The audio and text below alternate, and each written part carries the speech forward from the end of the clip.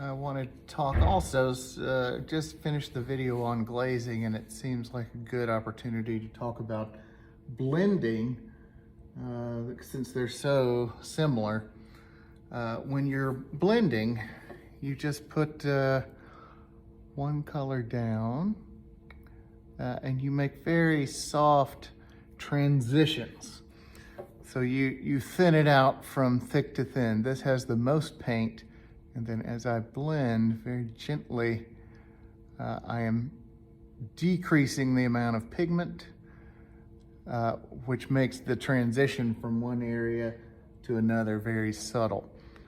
Here I'm going to blend a little bit of that white on this cypress tree. And you can see, instead of just leaving a vivid stroke, I can come along and just gently soften those edges. And this has its place depending on what your work is. If you want it to be hard edged, then certainly you would blend less. If you want a more soft and subtle approach, then you would blend more. These are going to be in the background, so I don't want them to be as prominent. So my blending here is going to be very subtle.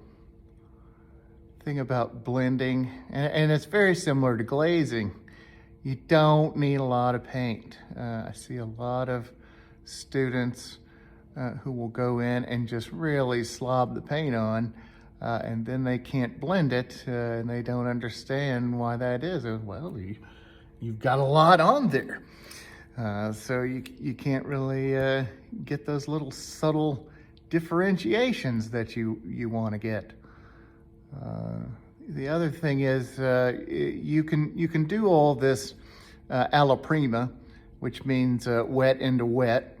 The difference is when you put layers on top of one another, alla prima, you need to make them leaner, i.e. add more oil to each successive layer. So the bottommost layer will have more pigment in it, and then as I come forward and build up, less pigment, more oil. The more fluid and higher, or the more fluid and more viscous it is, the more likely it is to lay on top of the layer that's underneath. So adding these little dark lines on top of the white here, I have added more oil in order to make that sort of flow over the top.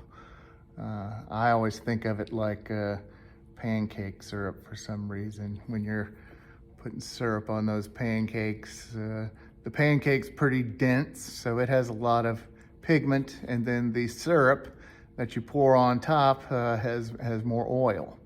So if you can kind of think of it in those terms when you're layering and blending, that will be helpful.